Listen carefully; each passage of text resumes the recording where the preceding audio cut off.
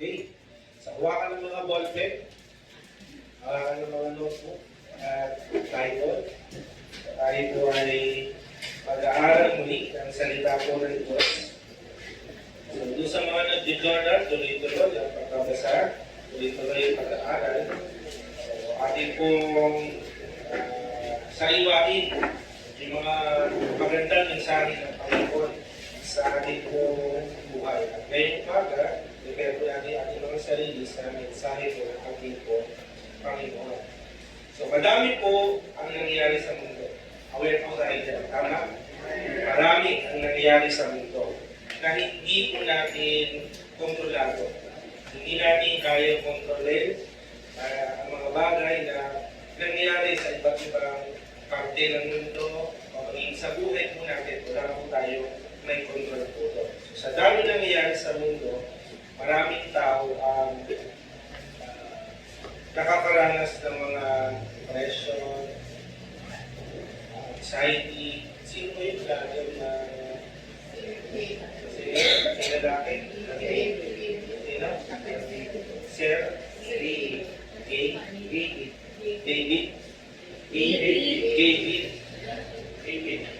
Dahil ko lang narinig kay Jesus Bandit, pinapakita yun sa akin. Hindi mo madali yung pangalan. So, yun po, no? So, ang dami, akala mo sa panlabas, masaya.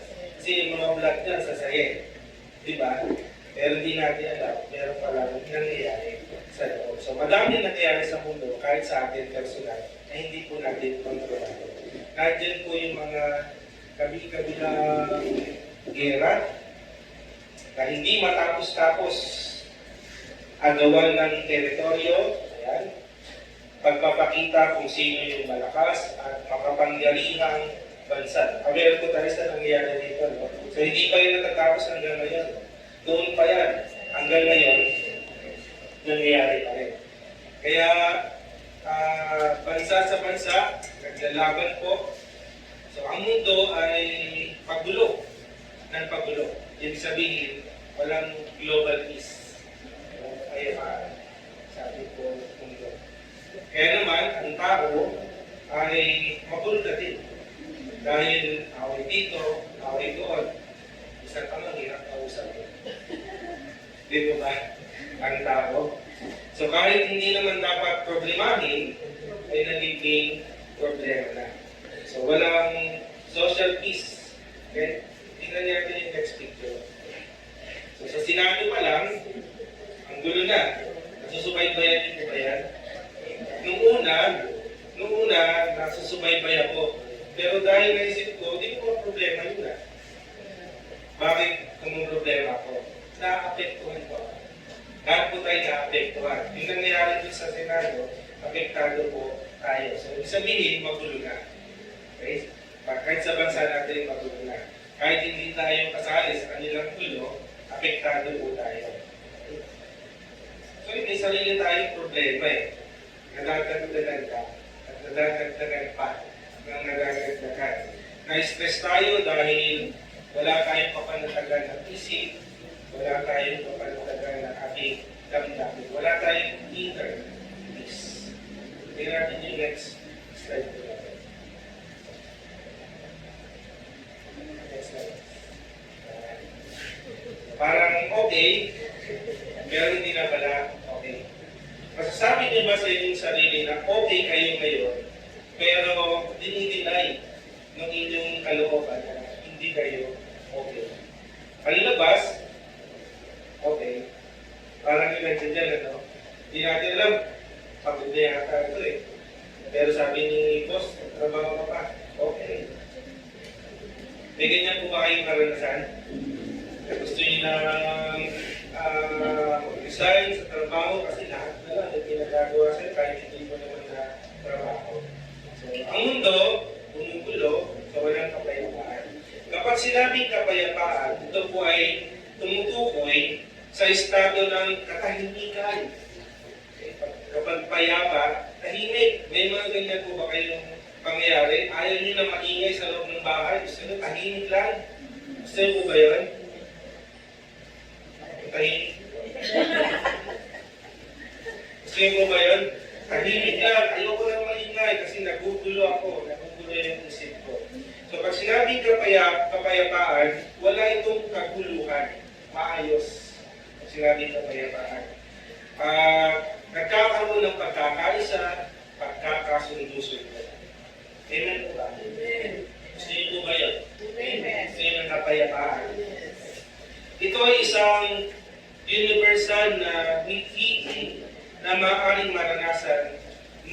sa iba't ibang aspeto ng ating buhay. So sa gitna ng kaguluhan po mga kapatid at kawalan ng katiyakan po sa mundo, maraming tao, aling sa tayo, ang naghahanap ng kapayapaan. Sabihin niyo nga po kapayapaan. Sabihin niyo sa tabi niyo, kapayapaan. Peace be with you.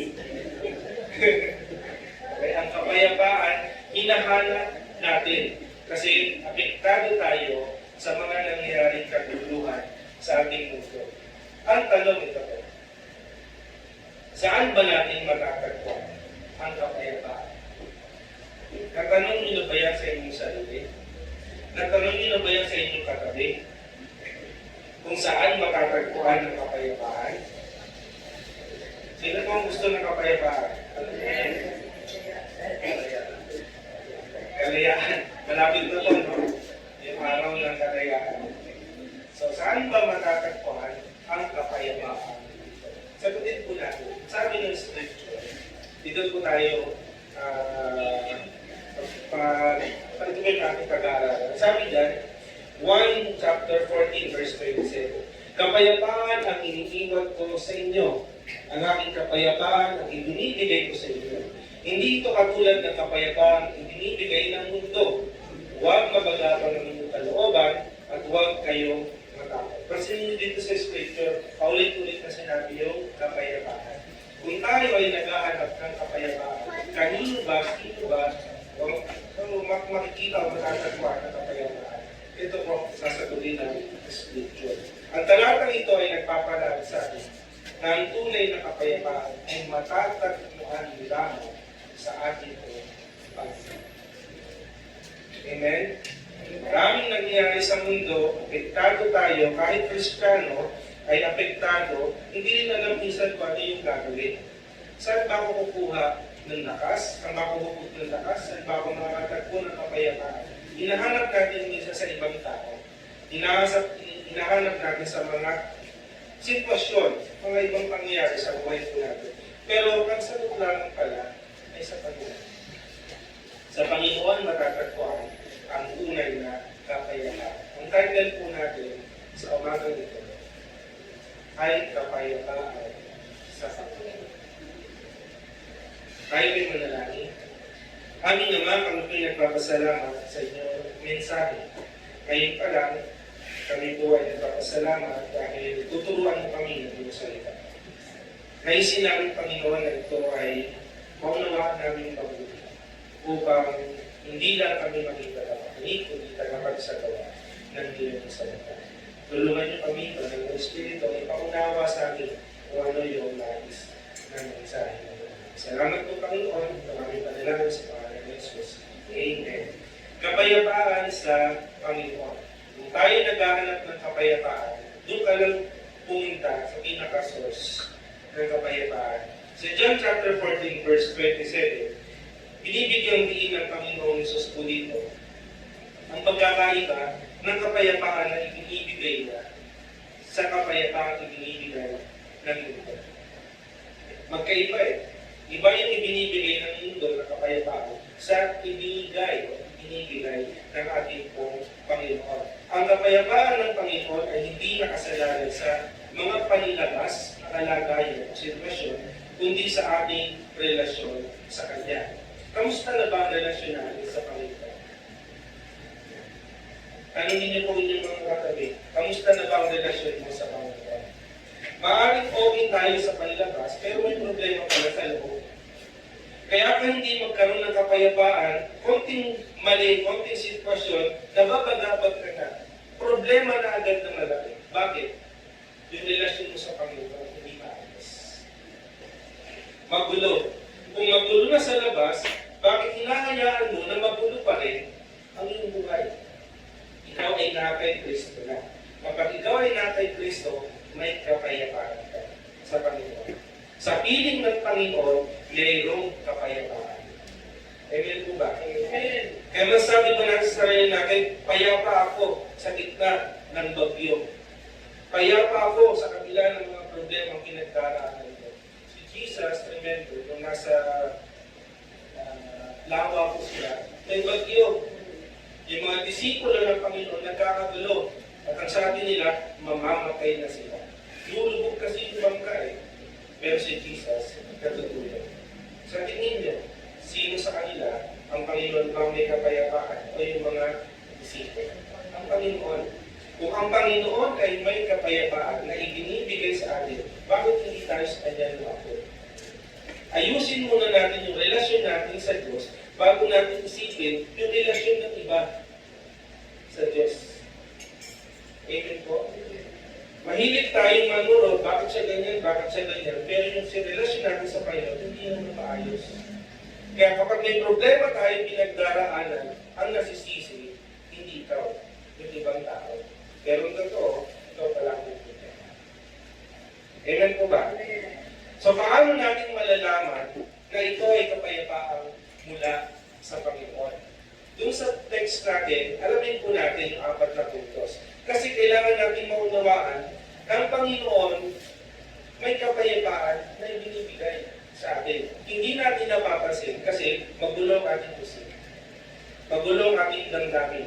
Iba ang ating focus. Imbis na mag-focus tayo sa Panginoon, iba ang ating pinagtutuunan ng pansin. Marami po kapayapaan ang ibinibigay ng mundo. Kaya sabi niya sa Scripture, alamin natin ano yung pagkakaiba ng kapayapaan na ibinibigay ng Diyos sa kapayapaan na ibinibigay ng mundo. Kaya tayo hindi makausad, lumago sa ating buhay pananampalataya kasi nakatuon tayo sa mga hindi importanteng bagay. Yung importante, hindi natin nabibigyan ng pagpapahalaga. Andiyan pa po ba kayo? Ngayon na namin natin, paano ba natin malalaman yung kapayapaan na mula sa Panginoon? Number 1, dahil ang kapayapaan ng Panginoon ay nagbibigay ng katiyakan. Nagbibigay ng assurance. Para malaman ko yung kapayapaan mula sa Panginoon, dapat malaman ko na ito ay tiyak na mula sa Panginoon. Amen po? Sabi din sa Scripture, yan natin. Next slide. Kapayapaan ang iniiwan ko sa inyo. Kausap ni Jesus dito yung kanyang mga alagad. Sabi niya, kapayapaan ang iniiwan ko sa inyo. Dahil sabi ni Jesus sa verse 19, pag umatras po tayo dyan, verse 27 po ito, kaunting panahon na lang yung ilalagay ko dito sa mundo. Hindi niyo na ako makikita. So nagpapahiwatig na si Jesus na siya ay pupunta na sa Ama. Aakyat na siya sa langit. Hindi siya pang matagalan dito sa mundo. Kaya sabi niya sa kanyang mga alagad, kaunting panahon na lang na makakasama niyo ako. Aakyat na ako sa langit sa aking Ama. Yes, aalis po ang Panginoong Jesus dahil aakyat siya sa langit. Pero ang sabi niya, dun sa verse 18, chapter 14 din po, hindi ko kayo iiwanan mga kuyugan. Babalik ako sa inyo. May katiyakan. May mga pangako na pinangahawakan natin na napapako. Pero ang Panginoon kapag nangako, hindi kailanman mapapako. Aalis ako, pansamantala, pero hindi ko kayo iiwang ulila. Bakit? Babalik ako. Yan po sabi ng Panginoon. At sinabi niya sa verse 28, kasunod po niyan, sinasabi ko sa inyo, ako'y aalis, ngunit ako'y babalik. Inulit niya. Kung sinabi niya doon sa mga unang talata, sa verse 18, na siya'y babalik, inulit niya ulit sa verse 28. Nagbigay si Jesus ng pag-asa at katiyakan sa kanyang mga alagad na babalik siya. Babalik ang Panginoon. At isa pa, hindi tayo iniwang dulila ng ating pong Panginoon. Hindi iniwang dulila yung mga alagad. Kasi sabi niya, may darating yung sa scripture niya sa chapter 14. Ano po yung darating? May patnubay. Sino itong patnubay? Ang banal na Espiritu. So totally, hindi tayo iniwan ng Diyos. Umakit siya sa langit, pero may babalik. Amen po? Meron patnubay na gagabay sa inyo. Ito ang banal na Espiritu, sabi niya, na magiging kasama nyo magpakailan pa. Habang tayo nabubuhay dito sa mundo, kasama natin ang banal na Espiritu. Nananatili siya sa atin. Kumikilos siya sa atin. Dahil sino man nakipag-isa kay Kristo, ang banal na Espiritu ay nananahan sa kanyang Espiritu. Amen po ba? Ang lahat ng tumanggap at nangalig dun sa tinapos na gawa ng Panginoong Yesus ay pinananahanan ng banal na Espiritu. Naniniwala po ba kayo? Amen. Nasa atin ang banal na Espiritu. Ito po ay katiyakan na kasama natin ang banal na Espiritu. Ang Diyos. Sabi doon kayo sa awit natin, praise the Father, praise the Son, praise the Holy Spirit. Papuri po kasi kumikilos po sila. Amen po sa buhay natin. Magandang balita po ba yun? Amen. Nakasama natin ang Panginoon. Amen. Hindi natin physical nakasama ang Panginoon Jesus sumapit sa langit, pero may kasama tayo ang banal na Espiritu. Hindi siya nandyan lang, kundi nasa atin. Nananahan sa atin. So kung magandang balita yun, na hindi tayo iniwan ng Panginoon, pero dapat tayo kapayapaan. Amen po? Amen. Kasi meron akong barkada dati, sasamahan kita, kahit saan ka pumunta, ay na-trouble kayo. Naiwan ako. Ang gusto mo po pinagkakabulan. May mga pangako na ganyan, na hindi natin makakahawakan. Pero sa Panginoon, masaka, may katiyakan. Mangyayari at mangyayari. Ang banal na Espiritu ay nag-uusap sa atin, kaya wag po tayo mabagabag. Huwag tayong matakot dahil ang kapayapaan na iniwan ng Panginoong Jesus sa atin ay tunay. Okay? Mapangahawakan po natin. So ang kapayapaan ng Panginoon ay nagbibigay sa atin ng katiyakan na tayo ay hindi nag-iisa at ang Diyos ay lagi po natin kasama. Favorite natin na verse, di ba? Hebrews chapter 13, verse 5. Hindi kita iiwan ni Panginoon. Pangako yun na ng Panginoon. Sabi sa Scripture, John chapter 16, mga kasi ito, pag nagpapaalam na si Jesus, sa kanya mga alagad, pinapangunahan niya na aalis ako talaga. Pero iiwan ko kayo na may kasama. Hindi kayo lumaalam. Sabi niya sa verse 33, chapter 16, sinabi ko sa inyo ang mga bagay na ito upang magkaroon kayo ng napayapaan. Kanino? Sa akin. Sino yung akin na tinutukoy? Si Jesus. Si Jesus yung nagsasalita. Wala kayo pa makikita ng kapayapaan kahit kanino, kundi sa akin lang. Kaya pinamunahan ko na kayo, sinabi ko na sa inyo na magkaroon kayo ng kapayapaan sa akin. Mangyayari kasi lahat ko ito.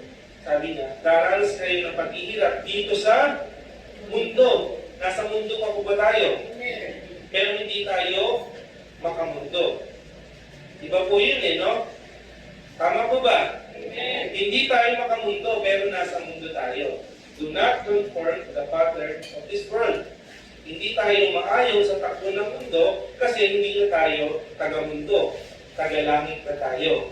Hindi na tayo makamundo. Nasa mundo lang tayo, pero hindi tayo makamundo. So daranas tayo ng paghihirap sa mundo, ngunit, ito maganda, magpakatatag kayo dahil nagtagumpay na ako laban sa kapangyarihan ng mundo. Kung ang Panginoong Yesus, nung siya'y napako sa krus ng Kalbaryo, sinabi niya, it is finished, sigaw ng katagumpayan.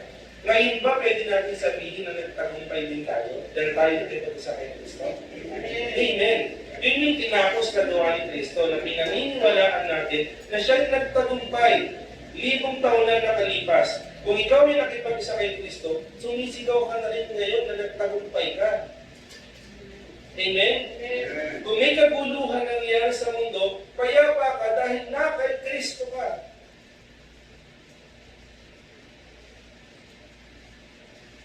Andiyan pa mo ba kayo? Amen. Daranas tayo ng iba't ibang uri ng paghihirap. Iba't iba, hindi tayo pare-pareho. Depende sa kakayanan natin. Pero asahan natin, kapag dumating tayo sa ganung pagsubok, ang sabi ng Diyos, bibigyan ko kayo ng lakas para mapagtagumpayan mo ang lahat. Katiyakan sa pangako ng Diyos. Kung nakaangla ko sa ating Panginoon, may kapayapaan. Dumating man ako sa mga paghihirap sa mundong ito, kung nagtagumpay ang Panginoon, ako din nagtagumpay. Anak ako ng Diyos eh. Meron bang anak ng Diyos na pinabayaan niya? Sa tingin niya, pinabayaan na po ba kayo ng Diyos? Hindi tayo pababayaan ng Panginoon. Sabi sa awit, di ba? Ang taong tapat, kapag nagtiwala sa Diyos, hindi hayaan ng Diyos na maging magpasalipa. Amen po ba? So, daranas tayo, expect natin ng paghihirap sa mundo kasi nasa mundo tayo. Pero, magpakatatag daw tayo na nagtagumpay na ang Panginoon. Napagtagumpayan niya ang kapangyarihan ng Diyos. Mas makapangyarihan ng Diyos natin kasi yung Diyos ng salita. Kaya pwede natin sigaw din at tayo ay nagtagumpay. Amen po ba? Naninibago po ako sa inyo. Share ko sa inyo. Serious eh. Smile, mga kapatid. Mensahe ng Panginoon na pinag-usapan natin. Tanggapin po natin na may kagalakan. Salita po ito ng Diyos. Huwag tayo magpa-distract sa mga iniisip natin o sa mga nararamdaman natin. Mas makapangyarihan tayo kasi sa gawa ng kaaway. Number 2.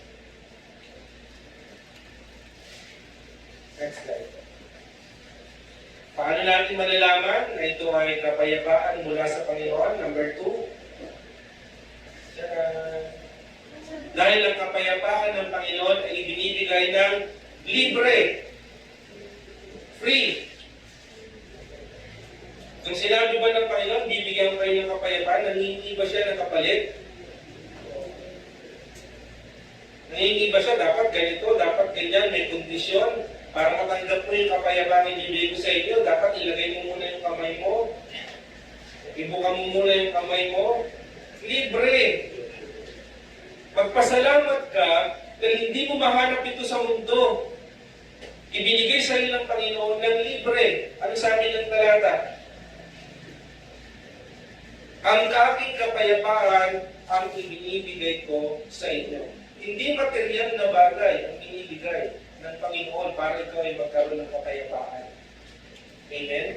Hindi magandang relasyon sa iyong kapwa ang ibinibigay ng Panginoon para ikaw ay magkaroon ng kapayapaan. Ang ibinibigay ng Panginoon, kapayapaan mula sa Kanya. Yung relasyon mo sa Panginoon, ito yung magpapatibay na ikaw ay may kapayapaan sa ating pong Panginoon. Kapag sinabing libre, walang bayad. Tama po ba? Nakakita na ko yung libre yan ha, pero pag labas mo, sisingilid ka. Wala naman pong gano'n. So sabi ng talata, ay ating kapayapaan. Sabi mismo ng Panginoon, hindi galing sa iba o kahit sinong tao, kundi sa Panginoong Yesus lamang. Dahil po siya yung nagsasalita dito. Pag tingnan natin yung buong chapter, ang Panginoon nagsasalita. So, ibinibigay ito ni Jesus ng kusa at libre. So, ang kapayapaan ng Panginoon ay hindi nakasalalin po sa ating mga gawa, mga ginagawa o gagawin pa. Hindi po doon nakasalalay. Kapag okay ka, maayos yung kalagayan mo, bibigyan ka ng kapayapaan. Wala akong gano'n. Kahit hindi mo hindi, bibigyan yan ng Panginoon sa iyo. Kasi libre yan. Hindi dahil may ginawa ka, kaya ito bibigay sa iyo. Ito ay binibigay ng libre sa pamagitan ng pananampalataya sa ating po Panginoon Jesus. Sumasampalataya po kayo. Kaya binigyan kayo ng kapayapaan ng Actually po, ibinigay na sa atin ito. Tapos na nga eh. Tapos na ang Panginoon eh. Ibinigay na sa atin. Nasa iyo na. Nakipag-isa ka na kay Kristo, kaya dapat meron ka ng kapayapaan. Oo, maraming alalahanin sa buhay, nababagabat po tayo, pero may kapayapaan ibigay ng Diyos sa atin. Nag-aalala po tayo, nag-aalala tayo kuminsan, nababagabat tayo, kaya hindi natin ma-apply yung kapayapaan ibinigay ng Diyos sa atin. Mas nananay sa atin yung mga nangyayari sa ating paligid. Ang paalala sa atin, baguhin ang kaisipan. So ang kapayapaan, ang isang regalo ng Diyos, ay hindi po natin kayang kitain sa pamamagitan ng sarili nating pagsisika. Hindi mangyayari. Sa Panginoon lang po, natin matatagpuan. Dahil libre po ito. Sabi ng Scripture sa Romans chapter 5, verse 1, sa makatuwid, ngayong itinuturing na tayong matuwid dahil sa pananampalataya natin kay Kristo. Dahil nung una, pasaway po tayo eh. Tama po ba? Wala namang pinanganak na matuwid na agad.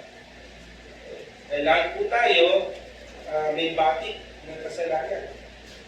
So, naging matuwigan tayo nung tayo ay sumampalataya sa tinapos na gawa ni Kristo.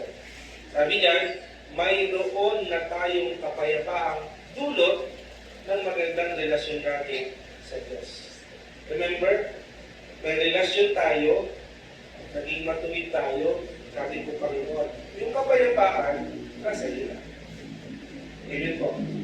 Sabi niyan, mayroon na tayong kapayapaan dahil sa ating magandang relasyon sa ating Panginoon sa Kristo. Kung tayo nakipag-isa na kay Kristo, meron na tayo dapat kapayapaan. Grabe hindi natin na-apply. Kasi distracted tayo. Marami tayong kaabalahan sa buhay. Kaya yung sinasabi ko, hindi naman mahalaga, pinagtutuunan natin ng pansin. May mas mahalaga. Ayusin muna natin yung relasyon natin sa Panginoon. Kasi pag ayos ang relasyon natin sa Panginoon, lahat ng kabuluhan sa paligid mo, makikita mo, okay. Kahit na nagkakagulo sila, okay ka. Kaya pa. Kasi nga kay Kristo ka. Amen po. Meron na ba tayong kapayapaan o wala pa? Meron na.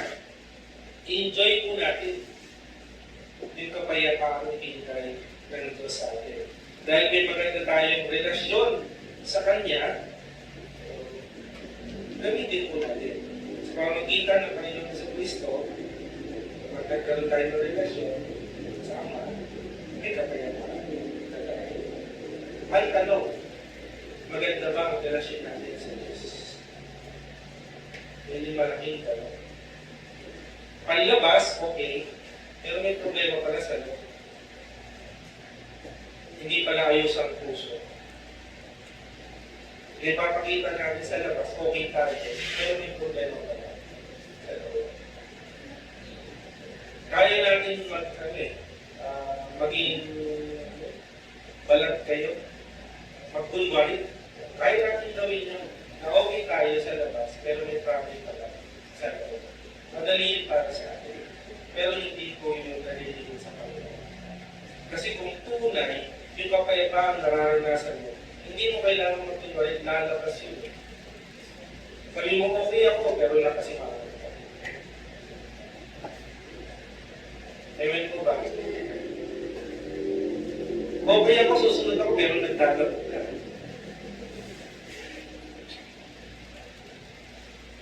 Totoo po ba yan? Kaya ang tanong, maganda bang relasyon natin sa Diyos?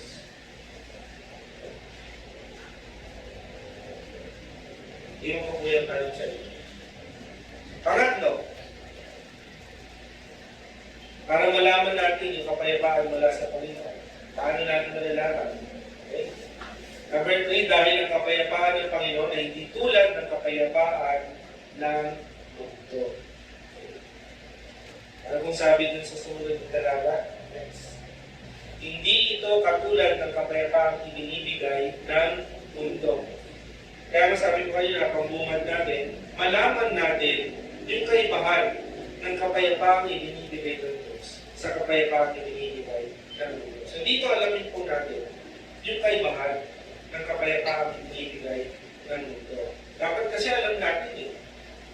Yun po yung importante, malaman natin yung kaibahan. So ang kapayapaang binibigay ng mundo ay pansamantala lamang. Sandali lang, hindi pang makakagalan. Ang kapayapaan ng mundo ay madalas nakasalalay po sa panlabas na kalagayan o sitwasyon. Pag tinignan mo yung paligid ng Senado, walang gulo, pero nandun pala sa loob na kaaway-away. Ganun po. Hindi natin mababase na kaya pa sa labas kasi walang kabuluhan. Hindi mo alam, nandun palang gulo sa loob. Pinagbabakay lang na pala. Pinag-aaway-away na pala. So ang tunay na kapayapaan na mula sa Diyos ay hindi kayang unawain ng tao. Tayo naunawaan natin yung kapayapaan dahil tayo ay may relasyon sa Diyos. Pero yung ibang tao, hindi nila maintindihan, bakit kahit may problema kasi kapatid, si Sir, si Ma, bakit? Payapa pa rin siya. Nakuha niya pa rin tumawa. Kahit may mabigat na siyang pinaglalaan sa buhay. So nakikita ng ibang tao, may iba, may kakaiba dito sa tao nito. Nagigit siya po? So iba yung kapayapang ibinibigay ng mundo sa ibinibigay ng Panginoon. Ang sabi sa Scripture sa Pilipos chapter 4, verse 7, at ang kapayapaan ng Diyos na hindi kaya maunawaan ng tao, ang siyang mag-iingat sa inyong puso at pag-iisip dahil sa inyong pakikipag-isa kay Kristo Jesus. Pansinin niyo, sulat ng Panginoon ito, sulat ng apostol ito, Apostol John, na sinabi ng Panginoon, ito naman na nagsasalita si Apostol Pablo, iisa yung kanilang tema, na ang kapayapaan ay matatagpuan sa Panginoon. Hindi mo ito makahanap sa mundo. Dahil sa iyong pakikipag-isa kay Kristo, yun ang mag-iingat sa iyo eh. Yung kapayapaang ibinigay na sa iyo. At tayo lang makakaunawa ng mga kapatid, ang mga nakipag-isa kay Kristo. Meron po ba dito ang nakipag-isa kay Kristo? Amen. So kung tayo nakipag-isa kay Kristo, dapat ikaw ang unang-unang nakakaunawa sa mensahe ko.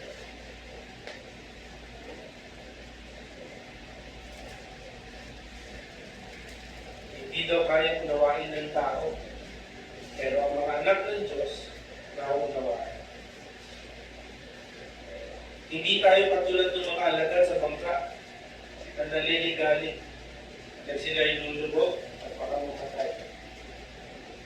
Dapat katulad tayo ni Jesus na kahit bumabagyo, ay hindi nagtulog. Amen po? Number 4. Number 4. Sabi po dyan, dahil ang kapayapaan ng Panginoon ay nagbibigay ng kapanatagan. Sabi sa Scripture, yung panghuli, huwag mabagabag ang inyong kalooban at huwag kayong matakot. So ang tunay na kapayapaan ay hindi yung kawalan ng problema. Kaya sabi nga, naranas tayo ng paghihirap, naranas tayo ng iba't ibang problema. So ang tunay na kapayapaan ay hindi sa kawalan ng problema. Dapat tatlo ka sa problema. Sino po may problema ngayon?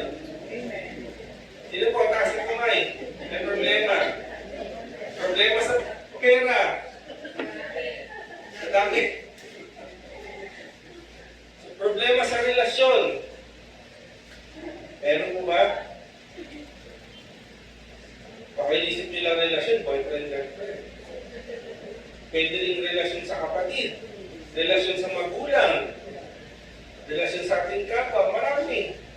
Baka may problema tayo sa mga relasyon. Wala kang kapayapaan ng puso kasi iniisip mo may kaaway ka. Pakahantikin ka.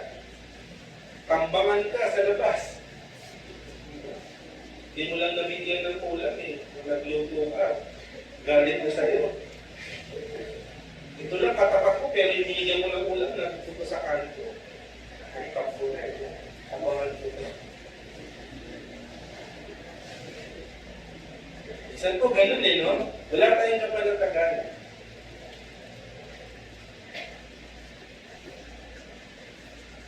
So, ang tunay na kapayapaan ay hindi po yung kawalan ng problema. Ang kapanatagan sa presensya ng Diyos na siyang tumikilo sa ating buhay kahit yung problema, panatagan. Hindi yung nagbabayad ng utang. Ngayon may utang ka. Hindi mabayad-bayaran. Sabi ngayon totoo. Totoo, pag iniisip natin yun, nababagabag tayo huwag kayo magtunwari. Iisip mo sa kaya kukuha ng pambayad. Nababagabag ka, nag-aalala ka. Imbis na makapag-devotion ka, iisip mo yung utang mo. Nagkakuha ng pambayad. Nasa Panginoon ka na Kikita sa Panginoon. Kikita sa Panginoon. Ang tiwala. Bali hindi pa kaya. Ito ngayon. Ayan po. Kasama natin na kasi. Hindi tayo sa isa.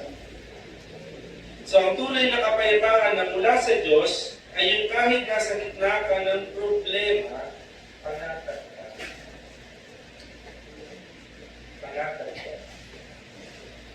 Ang kapayapaan ng Panginoon ay nag-aalis ng pagkabag at takot. Huwag tayong magkakot. Ang Panginoon nagsasabi, huwag tayong magkakot. So kung ang Panginoon nagsabi doon, pakinggan mo. Yun ay gagawin ng Diyos. Pagtiwala ka. Tumanatag ka. Ang kapayapaan ng Panginoon ay dapat dating ingatan at pangalaga. Nasa iyo na. Binigay na sa iyo ng Panginoon. Gamitin mo.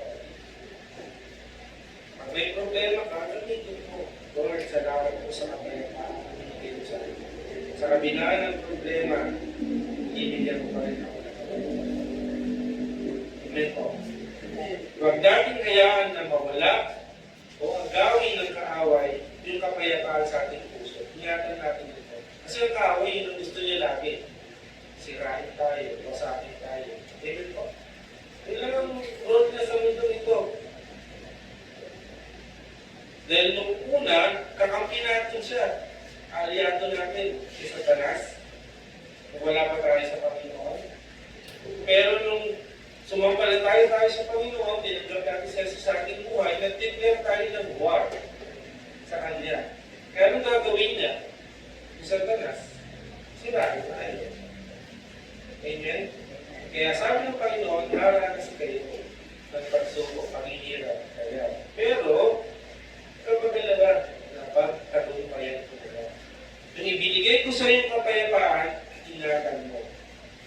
At pag dumating ka sa pagsubok, problema sa buhay, gamitin. Amen po. Nasa iyo na.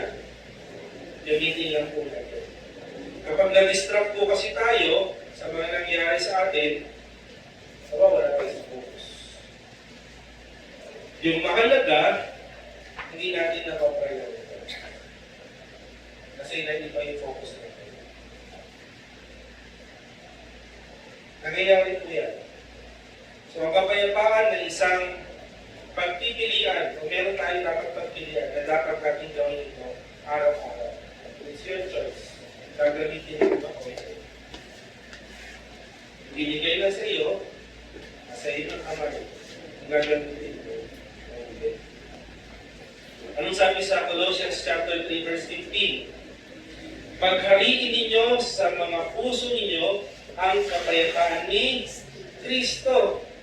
Dahil nasa inyo na, gamitin mo. Dapat maghari yung kapayapaan sa inyong puso. Kanino galing? Sapagkat bilang mga bahagi ng isang katawan, church, tinawag tayo ng Diyos, tinawag kayo ng Diyos upang mamuhay ng mapayapa.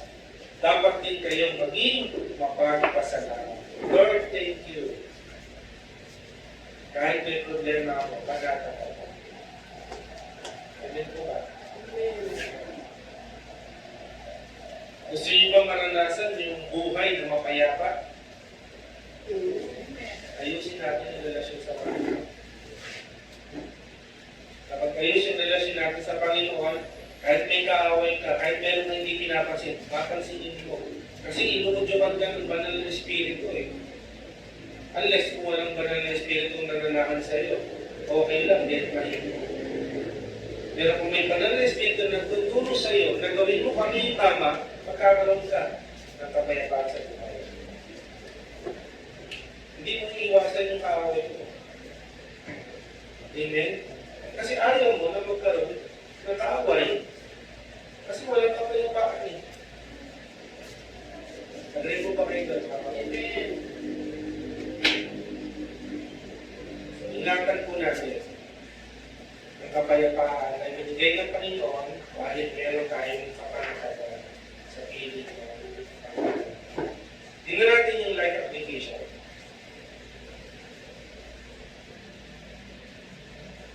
Number 1, tandaan mo. Tandaan mo. Kasahin mo natin.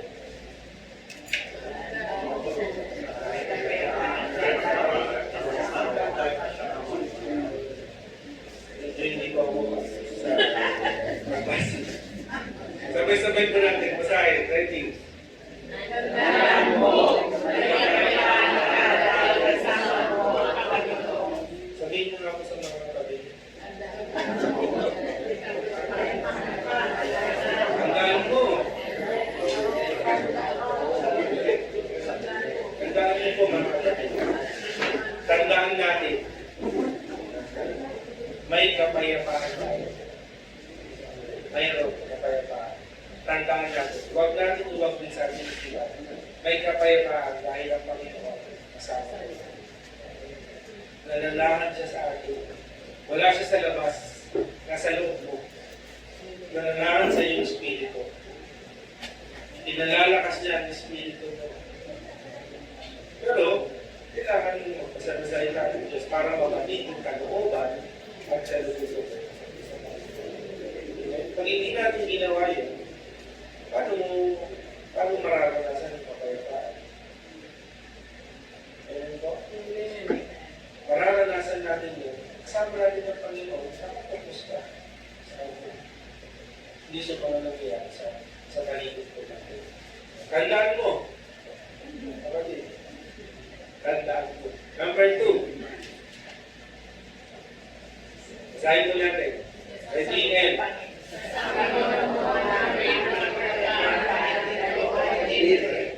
lagi po kasi tayo naghahanap sa iba. Hinahanap natin yung kukumpleto sa atin.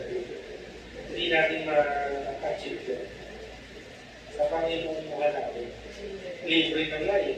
Kaya mo pang tanggapin. So, dahil libre, salamat sa Panginoon. Pagpasalamat po natin. Amen? Pangatlo, basahin po natin sabay-sabay. Ready in. Huwag kang magtiwala sa kapayapaan binibigay ng mundo. Mabatid po natin kung ano yung kaibahan ng kapayapaan ng sa Panginoon at saka kapayapaan na binibigay ng Amen? Huwag tayo magtiwala sa mundo. Walang magandang itutulot ito sa ating buhay. Kaya ang sabi, huwag tayong umayon sa takbo ng mundo. Kapag umayon tayo, ginawa natin kung ano yung ginagawa ng mundo, wala tayo makukuha ang kapayapaan na pangmatagalan, pansamantala ng Diyos. Masaya ka sa umpisa, pero pag nagtagal, hindi mo maranasan parang maraming kapayapaan.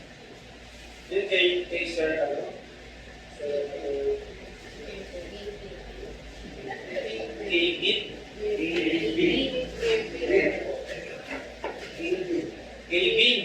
Yun, kumamali. Kay Sir Gavin, di ba? Napapanood nyo namin yung kante, ang saya-saya kong na magkakapatid, di ba? Pero di natin alam. Di natin pala. Cellphone. Huwag kayong umayot sa takbo. Pangapat, live application. Basahin po natin sabay-sabay. Nanda po sa iyong isip at puso ang kapayapaan. Ganun po talaga. Pag inalto. Ramdam po kayo mga kapatid. Okay. Ramdam po kayo. Eh, kita ko yung mga mata nyo. Mapungay. Kaya dapat hindi kayo sumasandal. Yun yung style po doon. Hindi kayo sumasandal. Pag sumandal kayo, asahan nyo.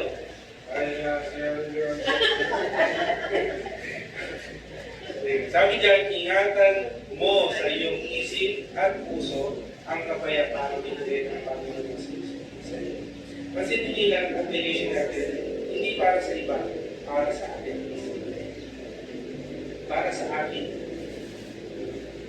Kasi sabi niya, tandaan ko, kinakausap niya sa sarili mo, tandaan ko na ang kapayapaan sa Panginoon lang matagagawin. Iingatan ko, parang kinakausap niya sa sarili mo. Ginigising mo, hindi napatulog ng Espiritu. Hoy, gising. Diba ba? Ingatan ko sa iyong isip at puso. Ibinigay na sa inyo ng Panginoon. Kaya huwag mong sayang.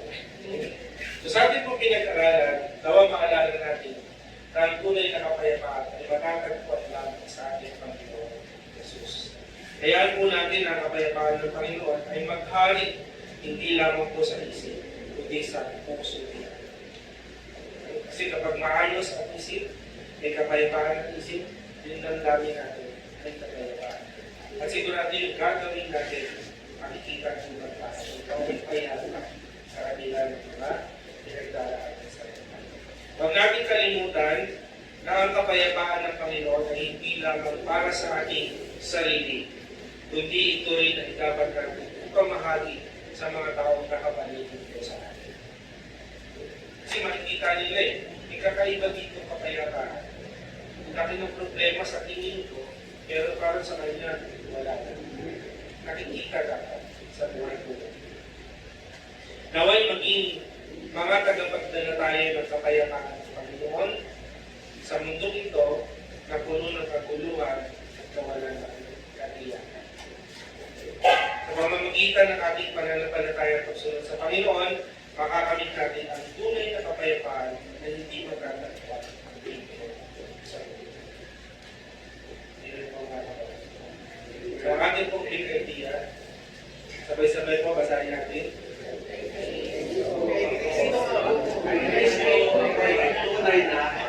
Waitin po natin. Kay Kristo ako ay may tunay na kapayapaan. Kay Kristo ako ay may tunay na kapayapaan. Palakpakan po natin ang Panginoon. Tayo po yung tayo. Tayo po yung manalangin. Maraming sa oras po na ito, meron kayo pinagdaraanan sa kapatid. Hindi man natin masabi sa ating pamilya, sa ating kaibigan. Maraming nahihirapan nyo na sa oras na ito. Isipin mo, may kapayapaan.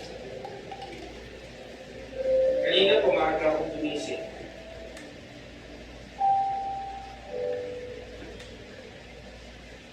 Dito sa cellphone ko may message.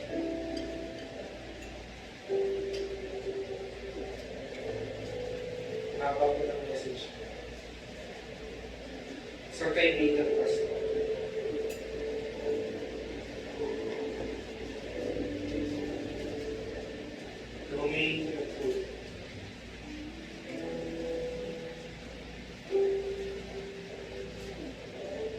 Minsan, hindi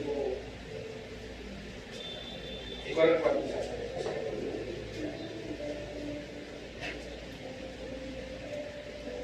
Lumiwanag na. Sinawagan na siya. Sa kabilang nila, nangarap tayo nito sa salita. Nahihirap. Sabi ko, Lord, paano ko ba kapag-minister?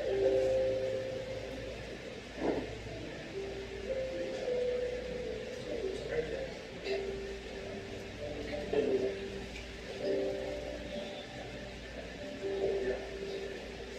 kapatid pa na lang. So, hindi accepted ang bawat sa mga pinagdadaanan sa mga kahit pastor, hirap. Kahit pastor, nakakaranas. Mga depression, stress.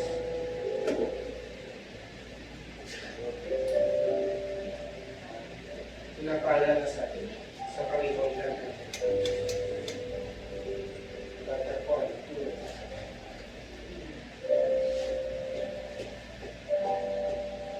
Mahirap magbigay ng encouragement sa isang tao ito din kailangan.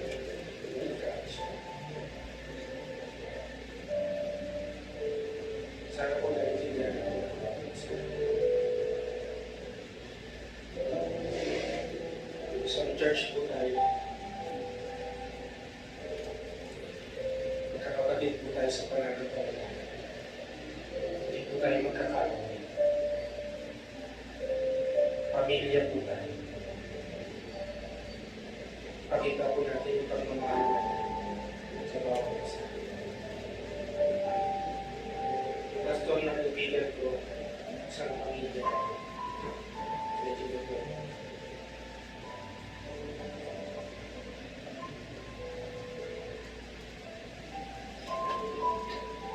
Kapayapaan ng Panginoon.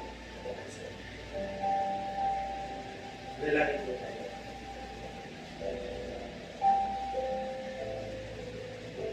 Panginoon, tunay ang iyong salita na nangusap sa akin. Minsan binabaliwala po namin yun. Narinig po namin na mabasa namin sa iyong salita. Ngunit ikaw, O Diyos, ay patuloy na nagmamalasakit sa amin. Alam niyo kung yung mga pinagdaraanan po namin sa buhay. At ang nais mo, magkaroon kami ng kapayapaan sa iyong presensya.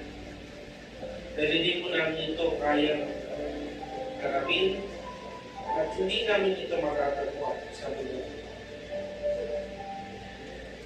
Kaya Panginoon, patuloy kami palakasin, palatagin sa mga pinagdadaanan po namin sa buhay.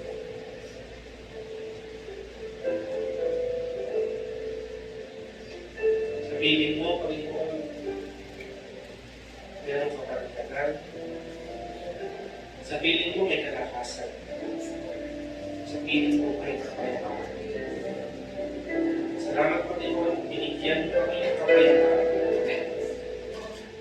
Sa mga problemang pinagdaraanan namin, masasabi namin, Panginoon, nagtagumpay kami. Dahil kasama ka namin, Panginoon. Lord, extend mo po yung kamay mo. Sakit ka na magdalas ka.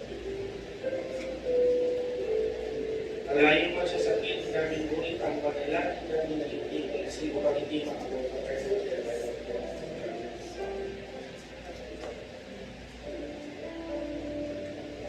Ang tulong ay darating sa kanila. Dahil ikaw ang kanyang Diyos.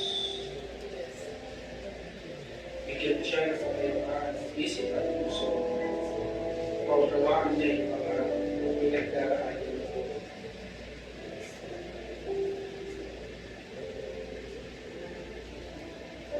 Bigyan mo siya ng lakas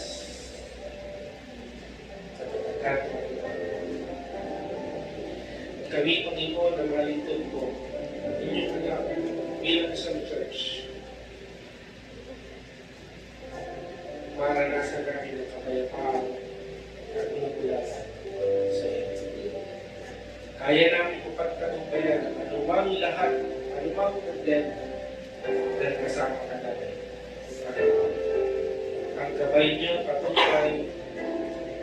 kalikasan ng inyong lugar.